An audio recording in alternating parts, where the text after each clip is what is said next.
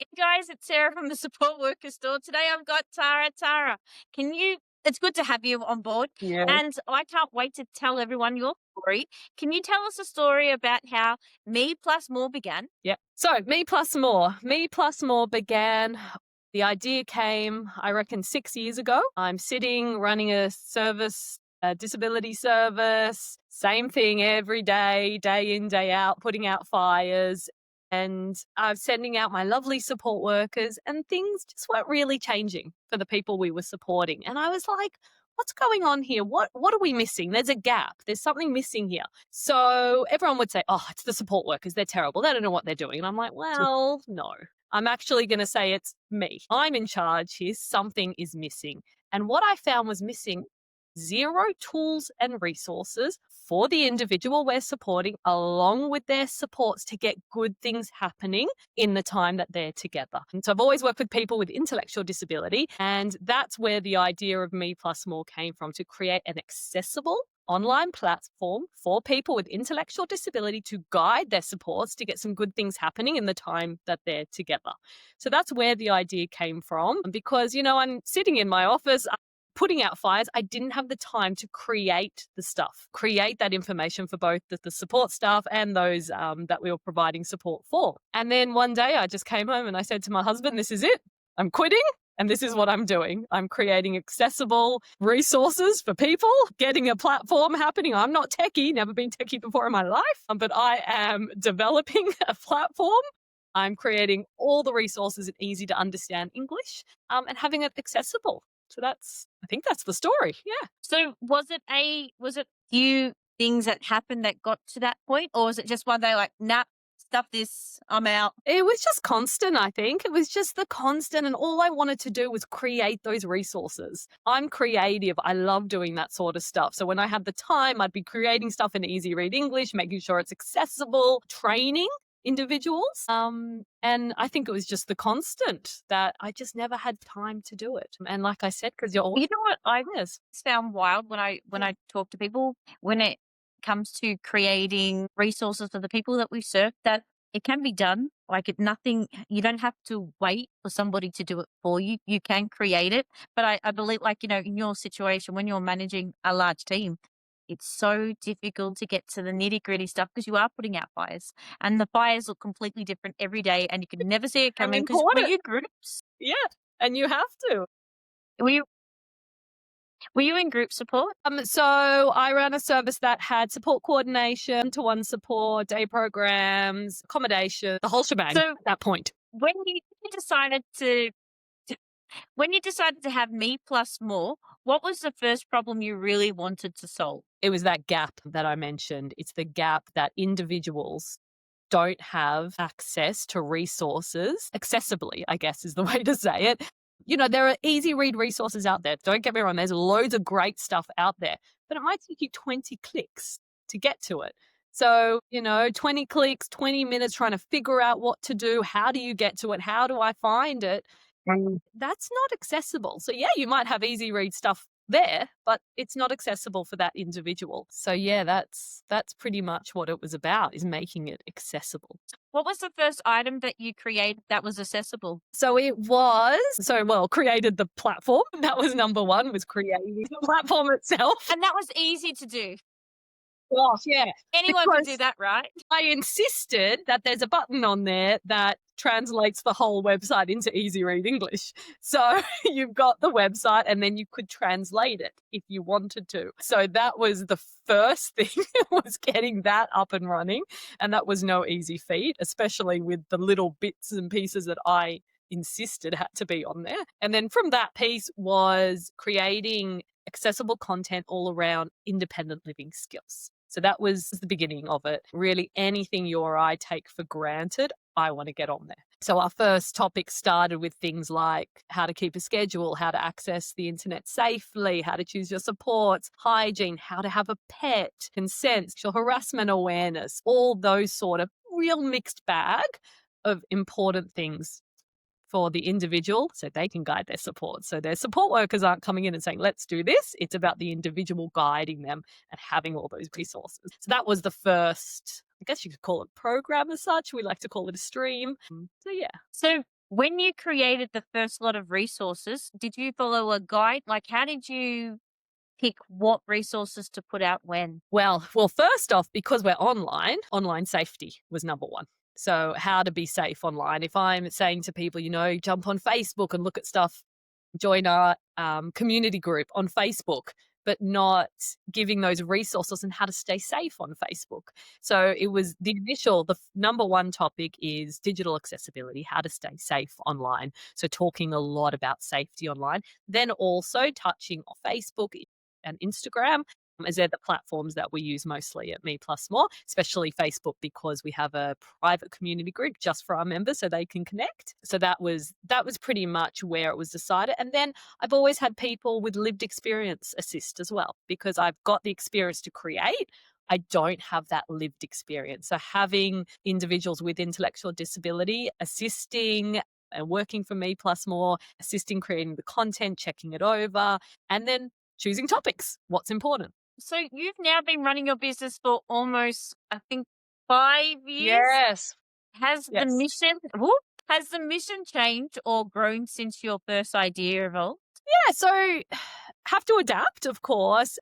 So initially the idea was it's just a platform just for people with intellectual disability. It's theirs. They sign up, they have their profile pictures, it's gamified, they get points, they get to the top of the leaderboard. So it was, and it still is, it's for the individual. However, what we've found as time has gone on is service providers, support workers want to jump on and have access to those Mhm. resources as well. So yes, I'm very much about that person, but some programs that have groups are utilizing it. So now a service provider can sign up, have access to the tools and resources and do it in the group. So there's loads of discussion, working through the resources, watching the videos, all that sort of stuff. So that has changed. That now we are able to offer it, which is really, really exciting. And then also workshops. So getting out there and doing face-to-face workshops, and also online workshops. I can see that you love them.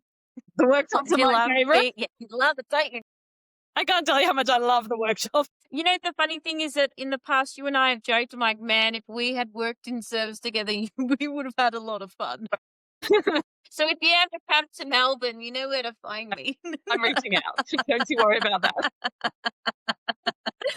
I just, it's it's a skill set that I never ever want to lose. And it sounds wild, yeah, but how to communicate with a variety of different people and how to display a message out there that can be taken in and, digested.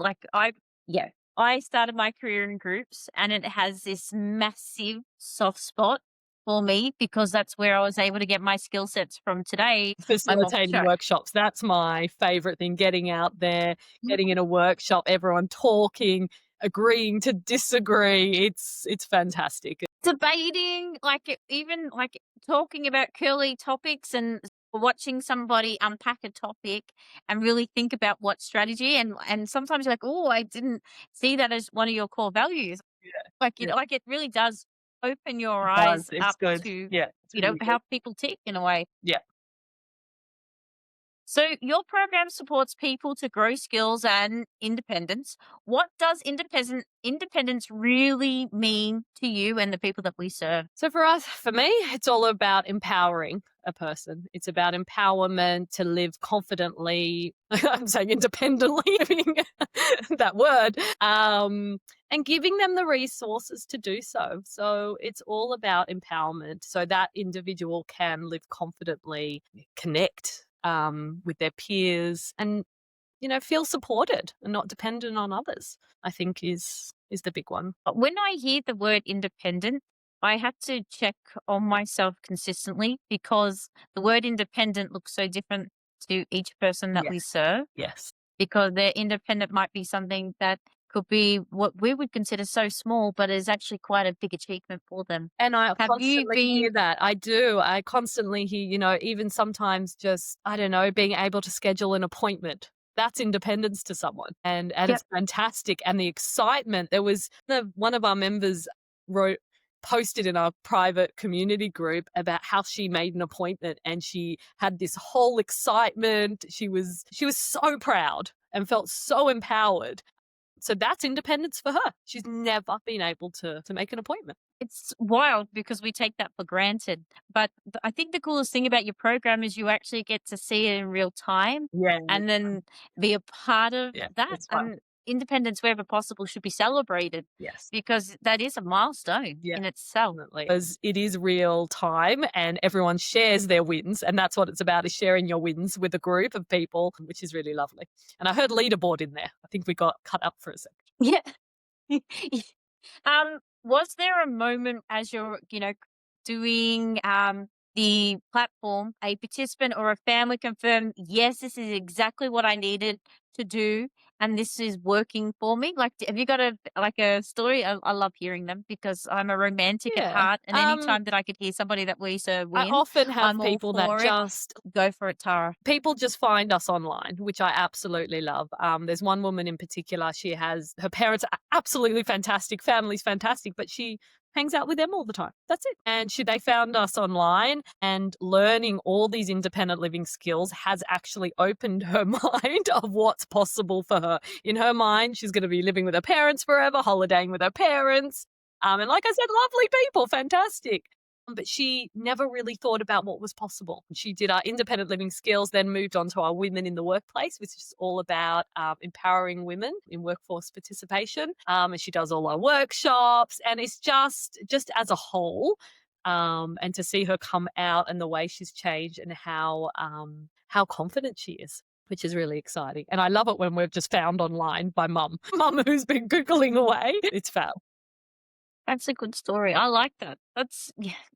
Like, So I am again, a like what we romantic say at about heart. empowerment and independence, it's not huge, but for her, it's huge. Just having that thought change is so big for her because she just It's never like thought it's like the that's what possible. penny dropped. Yeah. Exactly. Yeah, yeah. You know what I love like about your story, Tara, is that before you got to your business, you're a support worker at heart. And we have a lot of support workers that listen to the podcast. Hi guys. What do you think makes a really fan flippantastic support worker from your perspective? Well, of course, I'm a bit biased. I'm all about having access to easy read resources and bits and little bits and bobs and fun things that you can do together to get to that goal. That's what it's really about. I mean, Be Possible was built on the foundation that everyone has a right to reach their goals and have the appropriate tools to do so. So I'm all about the tools and having those tools. And I just think, as a support worker, if I had all these resources at hand, I think it would have been fantastic, because it's not about sitting at home learning. Sometimes you want to go out to the cafe, you want to go wherever you want to go, sit in the park, go to the library, go to the beach, whatever it is. I mean, having those resources accessible, you can learn about how to keep a schedule while you're lying on the beach. It's fantastic. But if you don't have those resources on hand, then you can't really do that. Yeah. So, for support workers to access the platform, is there a particular way that they could get into the platform? Like, is it an individual? Is it by provider? If I was an independent, would I be able to access your platform to learn more? Yeah, definitely. Yeah, yeah. So I'm very easy to access as well. We've got the chat on the website, the phone, email, every way you can imagine. Text, you can get hold of us, email. I said email, I think already. It's just about getting in touch. And you know what? Again, at heart, I love it when the individual signs up. I love it when it's theirs, when it's their profile. And what a great way for a support worker and an individual to work together, and having that individual own it, and that it's not brought in and let's do this. I think it's a really nice thing when the individual owns it, the individual signs up with that support is lovely. But then on the flip side, we've also got access for support workers as well, if that's more appropriate for the way they're working. So definitely have a conversation. I love that. Your team delivers programs all across Australia because you're Yeah. online. There are skills, there's health, there's community. Which program is the closest to your heart and why? Oh, that's a really tough one. Okay. Well, independent living skills was my baby to start with. That's what we started with. But then we moved over to employment skills as well. And now we just launched a program, a stream on digital safety, which I think digital safety right now is the one that's closest to my heart, because I'm hearing so much about the scams and all that sort of stuff. So right now, that's the one that I'm absolutely loving, and I'm loving giving the workshops. The other one that doing a lot at the moment is self advocacy. and supported decision making. Those ones are really close to my heart as well. Loving those. I got a confession. Mm. I am knees deep into watching your content about being online and safety Yes. online because I, like you, have with people in the past that have been scammed, and it seems to be very targeted towards certain individuals. So, like wherever possible, you do have this opportunity, which I love about your platform. Somebody, Yeah. Yeah. Especially at the moment for our digital safety, it is covered through a Commonwealth grant, which is really exciting. So that one is free for individuals. So we launched that a few weeks ago. So that one, yeah, all about scams, how to stay safe online and social media safety. I watched it. Loved it. Thank you. It's a geek. Love it. um, running a disability business is no joke. What has been the biggest challenge you have found as a founder? My biggest challenge is probably that getting out there, salesy, getting it all out part, just telling the world It's that it hard. I exists. get it. Yeah. And we've been really lucky at Me Plus More. We've had some Commonwealth grants, so we've been able to offer programs free. And I think the hardest part is getting it out. So we're not asking for anything. We're just offering all the content. So I'm finding, just getting it out there is difficult. It's really difficult to get the message across, and all these things that we've spoken about tonight, getting that across is hard. Um, it's a new It's a world. different type of thinking. It is a different world because we're both from service. Have you Mhm. got, meal plan, medical plan? Have I got a schedule that is going to work? Yeah. Have I got things in play? And then you've got to turn up online and sell. It's Yes. difficult, and it's not always an easy sell because you're explaining, for me, I'm consistently explaining my business and what I do, and no, I'm not an online scam. Yes, I'm with you. I'm with you on that one. Yeah. Free. Getting out is a whole new beast. When it's a new when you've started and you're a small business, it's all new. And you're competing with bigger ones too. And what they do is completely different. Like I get that we all have a spot, but the hustle is real. Yeah. I often say it's time to hustle this month or just something. There's always something I going don't on. wanna don't have to hustle anymore. I've hustled enough. The non-stop hustle. That's small business, and that's small business, and that's the roller coaster. It's up and down, and it's the way it is. But I think that's been the biggest challenge because it's a new skill to learn. So, yeah. 100%.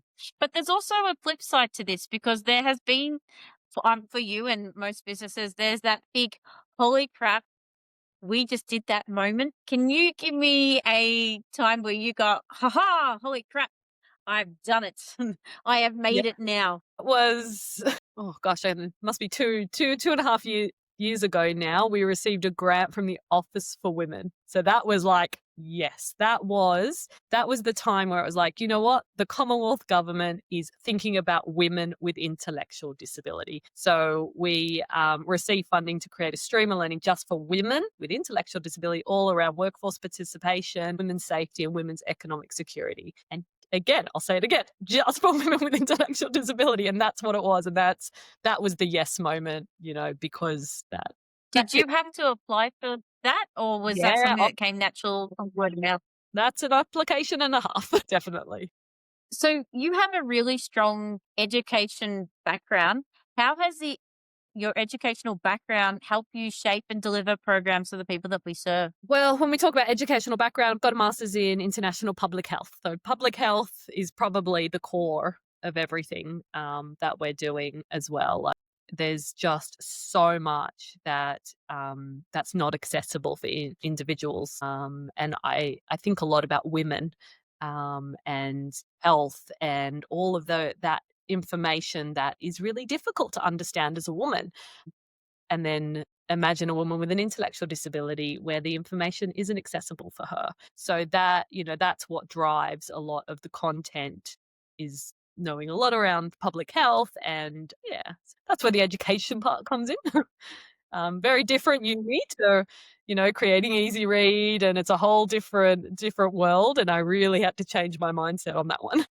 So your company supports people with disabilities to use clear, easy language. How easy is easy English, and why is it so important that it's accessible? So Easy Read is all about accessibility, really. It's all about giving opportunity to people to be able to read any large document like you or I can read. It's about having those short sentences with the images that match so things make sense. And just to make it all kind of come together in a nice little package, I guess. Sometimes if there's big reports out there, sometimes I have a look at the easy read and skim through that. And that's, you can get some fantastic information. And like I mentioned, that stuff is out there. It's just a matter of finding it. That takes me 20 minutes to find. So then I think about people who aren't tech savvy as such, and being able to find that information is really difficult. So accessibility, easy read, I think it all should come together and, to make it accessible for the individual. Do you know what's wild? Mm. So I run a newsletter for support workers and one of the newsletter parts of the support worker newsletter is that I actually put it all in easy English. Love it. And the reason why is because our capacity to pay attention and take information and use that information for the greater good sometimes gets lost. I will admit that sometimes I put my stuff into easy English so I can understand it because a lot of reports, like especially when it comes to That's medical why I things, mentioned when that. I Yeah. Reports. Yeah. it's really hard. Like I'm no scholar, but far out Brussels sprout. This is so difficult. Something that could be so simply said. Have some fresh water. So a lot of founders, we do carry our work with us because we take it quite personally. What part of your personal story shows up in your business the most? That's a good question. I think it's my belief system that independence isn't just a goal. It's a right, and everyone should have the opportunity to be confident, feel connected, and have a say in their life. I think that's my belief system. I don't treat anyone with a disability any different than I would treat a person without a disability, and I think that's just the way it should be. It's the individual's right to. For me, I always bang on about having accessible resources. So for me, my true belief is that everyone is entitled to have access to resources that will help them um, be better in their life or increase their workforce participation or even training. I mean, a little story on that. I've got a lovely lady who works at a massive company in Sydney, and she's been there for 20 years. She has an intellectual disability. She's been there for 20 years. Absolutely loves her job. She's never had training. Her boss found us 2 years ago and said to me that she's never had any training because HR said she doesn't need training. Everybody's moving up around her. Everyone's getting trained. Everyone's moving up, but she's not moving. Not once had she had training in 20 years. And he's a fantastic boss. He found us to find her training. So what we offer is online training in the workplace. You or I get told, jump online and do this training. That's not accessible for someone with an intellectual disability. They don't have that opportunity because it may not be accessible for them. What she has is access to workplace training, which is awesome. And I'll bang on about how amazing he is as a boss. She does our online workshops as well. So, she's currently doing digital safety, which is fantastic. So, and it's just about having that accessibility. So that, like I said, it's just built into how I feel. He looked for the support. HR didn't. Yeah. Not support, sorry, training. He looked for workplace training. So it comes back down to that person. So I assume he has the same belief system as me because he went out of his way to find training. You said something interesting before about your core beliefs about independence it is a human right. Mm. Is there anything besides your time at university? Was this a core belief that you've had as a child moving to now? Like because this core belief isn't something that Yeah. just No, it's it just doesn't always like it been in doesn't pop me. up. Yeah, I think it's just always been in me. I mean, I came out of uni and I've always worked with people with intellectual disability. That's just, I guess, been my calling. Never really moved away from that because that's just where I guess my heart lives. So when the idea of Me Plus More came up, that was it for me. Like it was not going to fail. I was dead set it was not going to fail. And I remember getting the worst advice I'd ever gotten from someone when I told them that I was taking my side hustle and going all in and that was it. And she said to me, well, if it fails in a year, just give up. If it doesn't do well, just give up. Doesn't matter. Just go get a proper job. And I was like, wow. That So was that I think drove me that this is going to work. And 5 years down the track, here I am, that it's still going strong. Do you feel like it's gasoline to fire? For me, like I'll sounds terrible, but if you insult me, I feel like, right, you're holding the gasoline. I'm about to burn further. Can still picture her face, the way she said it, the tone, everything, the whole, Right. Yeah. and in my mind, if someone came to me with an idea, whether I thought it was fabulous or not, I'm not the one to judge. I would be supportive. So I think, yes, probably the worst advice I ever got in my life was probably the best conversation. I'm glad you never took her advice. Yep. I'm so glad you didn't take that advice. No. All right. So with your company and how you run, a lot of people would look at you, Tara, and think, God, she's an advocate. Do you ever get that sense that you're advocating, or is it just something that you're like, oh, well, no, that's what we should all naturally do? I think it's natural. Yeah. It's just the way life is, I think. Is there anything in the NDIS space that you wish more providers would do? I'm always going to go back to accessibility. I'm always back to having those accessible resources. They're there, whether you use it from Me Plus More or not. Just get them happening. And like I said, they're out there. There's some great stuff out there. You just have to look for it. Obviously, we've created a place where you don't have to look for it. It's all there. But having those accessible resources for me is a no-brainer. And it's a no-brainer for both the individuals you're supporting and the support staff. It's really hard to teach people things when you don't have any little pointers to follow. One main thing in the workbooks that we created is having cheat sheets and info pages. And I often say these are great pointers. So we have, just as an example, we've got a topic on consent. Consent's a tough topic to talk about, and everyone needs to be talking about it. It needs to be top. It needs to be spoken about often. But what do you say when when you don't know what to say? It's a hard topic to talk about. So we have info pages, cheat sheets, and every point will assist a support person to chat about the topic. And, it's giving those little pointers. So for me, like I say, it's a no-brainer to have those resources for both. It's not just for the person, it's not just for the supports, it's for them to work together. Do you know I remember, so back many, many moons ago, Tara, I Yeah. was supporting a group of people to talk about consent. And one of the things that I got from the lady presenting to the group about consent was that the way that we talk about it, it's okay to talk about it like adults, that we don't need to bring the content down any further, because if we're doing that, we're at risk of not giving the full information to somebody. So our videos, our workbooks, they have the words, they have everything that you or I would talk about with consent. Yeah. Yep. And Totally. it's interesting when you're in a group and hearing what consent looks like for different people and the levels, and where they have been supported to be educated to a certain point. Yeah. And look, we start with consent of borrowing a pen, and then it goes all the way to sexual consent. So you go from, the beginning to the end. And then you talk about everything in the middle. Even body parts. I remember sitting there going, what do you mean you don't know about a certain body part? Like, Yeah. No, we say all the body parts in there.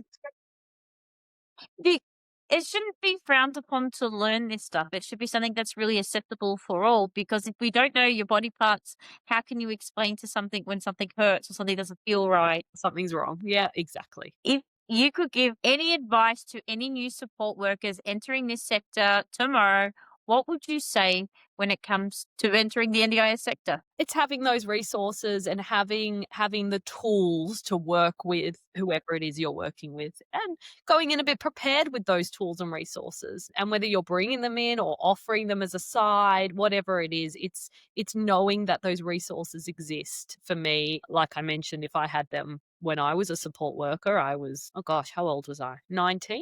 19. We don't talk about age here, Tara. Okay, yeah, but that's just when I started. I'm not telling you the age now. So I was 19, I believe, when I got my first support worker role. And I tell you, if I had resources and tools and wasn't just said, off you go, with my little piece of paper that had the profile of the individual, could have, in that instance, there's so much more I could have done. in those initial years. I learned along the way. But, just having them at the beginning as a new support worker would be fantastic because it gives you those ideas. So when I think about those days, that would have been fantastic for me to have as a support worker. I think would have been really beneficial. So, as a support worker, nothing's stopping you to create a toolbox for activities, whether you're independent, agency, Correct. provider. But then, you might not think about it. It's knowing that those tools are out there. So you can pull those tools from lots of different places and have that toolbox you're talking about, definitely. But it's I don't know if it's something that's spoken about, to be honest. And it should be. I think that's actually a really cool thing is what great advice if you want to, when you're starting out as a support worker to find those resources and spend the time. I had no idea that the resources online existed when I first started, whether they did or didn't when I was 19, I don't know. Right now, they exist. And they're accessible to enter to your website and pull them out. And even your online content, like I fangirl your Instagram really hard. Yes, I Apologies. know you share stuff. I'm Love very it. appreciative. I do because it's good. You know, when content's really good and you're like, well, I can't create that. I'm just going to share that because I haven't got the time or the resources right now to create So we this send beautiful out the thing that little you've nibbles, put together. the little bits and bobs, the important stuff that people need to be aware of. We post that, and that's the free stuff. I mean, again, we've got our digital safety program that is funded through a Commonwealth grant, so totally free, and that's 3 topics worth of information. And there it is on a silver platter. I called it a digital platter. I liked that. Giving to you on a digital platter. And you can get this on, and it can be watched on your phone, on TV, on a laptop. Yeah, mainly a bigger screen, not so great on a small screen. So I'd skip a phone, but most definitely laptop, tablet, computer, or no, I said computer, TV, those sort of devices definitely. So it's nothing really stopping anyone that runs a group program, a SEAL program to touch base and have an activity for the day or night about certain topics because it's Correct. free. Yeah. Yeah. Well, the digital safety, digital platter. Hand it over. You know, you really created products that I wish I had and that were accessible because I'm back in my heydays, you know, with Google, you'd only get so much and then you're chopping and changing it, putting it on a Word document I remember that. without, and you're trying to deliver. It's awesome that you have been able to create something like this. Are you just naturally creative? I think so. Yeah. Yeah. I do like getting out my paints and doing a bit of a paint. So yeah, I think so. I don't mind getting out my Canva. Oh, yes, I do love Canva as well. I must say I do. But I do love the physical paint as well. Now, every now and again, Tara, I have families and participants that listen and watch the podcast. What do you want them to know about the work that you do at Me Plus More does? So we're like we've spoken about, it's kind of changed a little bit and there's extras, and the main thing is our online platform and that it's accessible for individuals, for the individual themselves. What I absolutely love is that a lot of our members access it on their own. They do it all on their own and they contact me for tech support or contact me if they don't know what's going on. So it's gamified, the best part. So you've got pop-ups, you've got badges, you've got confetti coming down, you've got the monthly leaderboard, monthly challenges. You do the challenges to get on the leaderboard. So it's interactive and it's a way that, it's healthy competition. That's good as well. And it's a way to make learning these skills enjoyable and interactive with all the videos. And then plus the hard copy of all the workbooks. And again, one of my favorite parts is the workshops. So getting into services and doing workshops. I'm heading home to the Blue Mountains next week, actually, to do a workshop on self-advocacy with Down Syndrome New South Wales. So that's super exciting. And I'm also in Sydney going into a supported employment and doing a workshop there. So, it's getting into those services, and not many people know that we do that as well, that we do organise workshops. Which is really... So you can book a workshop online for you, but also what we haven't mentioned on your platform, and I remember many moons ago when you and I first started dancing, you can access the platform straight away without a payment of 14 days because I remember Oh, you and I yes, talking yes. about how Yes. So It's a free trial. So there's a free 5-day free trial, 5 days, not 14, but close. A 5-day free trial. We do not ask for credit card details. We don't ask for anything because it's not about locking anyone in. Obviously, it's purely a free trial. So you get instant access. You can download the workbook. You can watch the first video of digital accessibility. So learning how to stay safe online. You do a taste tester. You see all the gamification, the badges. You'll get a badge pop up straight away. You'll see all that sort of stuff as well. So yeah, and like I said, it's all about allowing someone to have a look with instant access, so then they can make an informed decision. So I could say sign up to someone, and it doesn't mean that it's for them. It's okay. So they can give it a try. So the cool thing is that you can use your NDIS plan, or you don't have to use your NDIS plan to be on this platform. You Yes, can that's do right. both, and you can. You don't have to not use it because there's not enough in your NDIS plan. You can use it like everybody else as it is a form of training. Yeah, and we have kept it as affordable as we can. And you can even make decisions. You can access it all online and that's it. Or you can have the workbook sent out in the post. So you can decide how you would like to utilize the content. So you have got a lot going on you've had a lot happen in the last 5 years. If Yes. you're looking towards the future for Me Plus More, what does the future hold for you guys? Where do you see yourself in the next 5 to 10 years? Oh gosh, that's a big question. I have so many ideas rolling around in my head, which I won't share because then too many people will know my ideas. I've got a full list of different streams of learning, different ideas, different aspects of people's lives that they might want to work towards. And then they can really pick and choose where they want to go. So, for example, we've got the stream on independent living skills. We've got one on employment skills. We've got one on digital accessibility. There's so much more out there that could be more specific. It could be health. It could be living physical, just living independently skills. And there's so much. So there's that, and then a whole range of ideas and workshops and all those bits and pieces. You know I'm nosy, right? Yes. Are you going to enter some more stuff into the SEAL space? That seems to be the hot topic at the moment. So much for Me Plus More. We're kind of everywhere, not specific on certain spaces. I like to keep Yeah. it very open, to be honest. I absolutely love Me Plus More in an employment setting because, like I mentioned before, you or I get training, jump online, just do your training. Full stop. Just go and do it. I love that supported employees can have that opportunity, that they can just jump online and do their training. That is my most favorite. So I'm a bit biased with that one.